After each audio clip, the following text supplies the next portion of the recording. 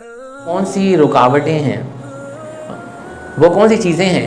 جو رکاوٹ بن جاتی ہیں ہماری کامیابی کے اندر. تو اسی لیے اللہ سبحانہ و تعالیٰ نے انہی آیات میں سے ایک آیات یہ نازل فرمائی، بل تؤثرون الحیات الدنیا،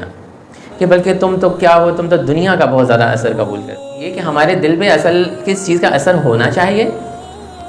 اور کس چیز کا اثر نہیں ہونا چاہیے.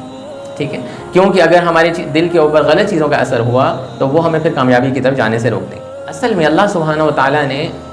ہمیں یہی تو اس آیت میں فرمایا کہ بل تؤثرون الحیات الدنیا، بلکہ تمہیں کیا ہو گیا کہ تم اس دنیا کے اثر میں آتے چلے جا رہے ہو.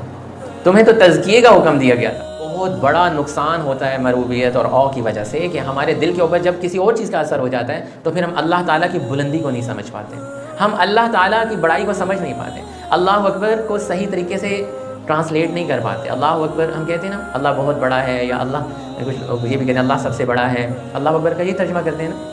لیکن اس کی حقیقت کو نہیں ہم سمجھ پاتے. تو دو بڑے نقصانات ہوتے ہیں. ایک تو یہ کہ جب بھی آپ کسی بھی پرسنالٹی سے کسی چیز کے او میں آتے ہیں تو وزڈم کی کمی ہو جاتی ہے، حکمت کی کمی، اور دوسرا کیا پرابلم ہوتا ہے کہ اللہ تعالیٰ کو نہیں سمجھ پاتے ہیں اور اپنی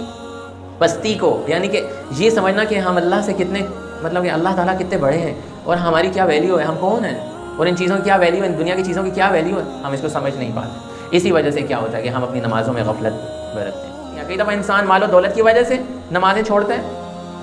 کبھی کبھی وہ دوستوں کی وجہ سے، کبھی رشتہ داروں کی وجہ سے، کبھی بہن بھائیوں کی وجہ سے، کبھی کسی بھی شخص کی وجہ سے. یہ مال و دولت دنیا، یہ رشتہ و پیون، بتان وہم و گما، یہ ہمارے ذہن میں بنائے ہوئے بت ہیں، وہم و گما میں ہمارے بت ہیں جو ہمیں اللہ سے غافل کر دیتے ہیں اور ہم اللہ کو چھوڑ کے ان کی عبادت کی طرف چلے جاتے ہیں.